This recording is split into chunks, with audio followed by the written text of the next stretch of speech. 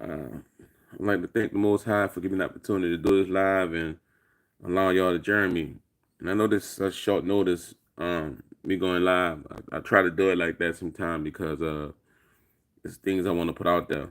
But yeah, it's a story that has not gotten a whole lot of attention, and it's a 3 year old girl named Camilla in Mexico who actually woke up at her own funeral. Um, Now, doctors said that the reasoning behind her waking up was that typically when they put oxygen into the lungs, you know, when they pump oxygen into the body, sometimes the person is unconscious and the heart will stop pumping, and then the oxygen leave out, the heart will start back pumping, and the person will wake up. And then the question was, well, did she have an autopsy? If she had a embalmer fluid and things of that nature. And so they're still trying to figure out, the Mexican culture doing embalmer fluid.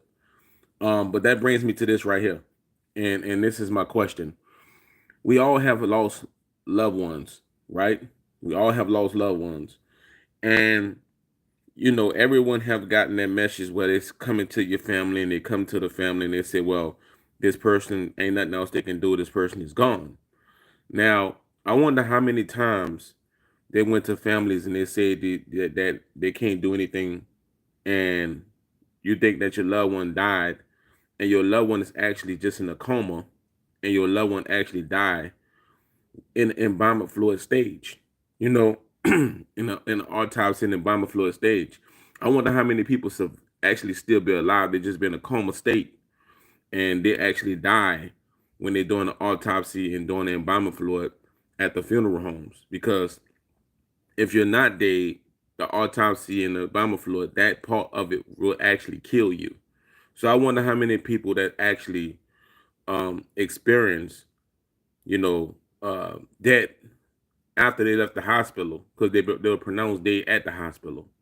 And I know that had to be a shocking moment for the parents of that little girl, and you know it's a pretty little girl, pretty little child, man. Beautiful looking soul in her eyes, within that picture. Um, I know that I know that the parents had to be shook up, and just devastated to learn that their baby girl was not actually dead. Um, and I'm quite sure they're probably gonna live with that for the rest of their lives.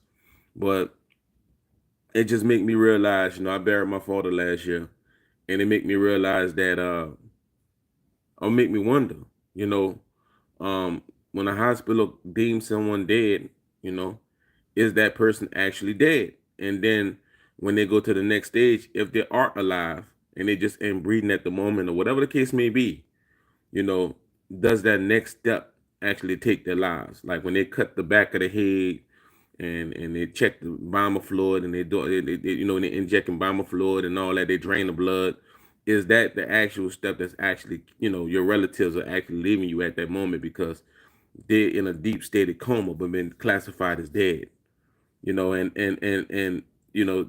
trying to say that these are rare occurrences, but I'm quite sure this happen all the time where somebody in the hospital said because they don't have a heartbeat or they don't have a pulse that they classify them as dead, and a lot of people, I'm quite sure that they don't be dead at that point in time and at that stage. They actually die in that embalming fluid in the autopsy stage. I'm quite sure now, because this is happening all too often when people are waking up at funerals who do not do the embalming fluid and autopsies. So salute to everybody rocking with me. Um, and Nicole, I'm so sorry to hear, uh, you know, about your mother. May the Most High cover you. Um, Salute to everybody rocking with me. It's just full of thoughts this morning. And that little beautiful little girl in the thumbnail, she actually she died. She woke up at her funeral and then she died again. So she was pronounced dead twice. This time she's actually gone, unfortunately. Um, Thank you guys for locking in with me. And I'm gonna continue to come in with these stories. Salute.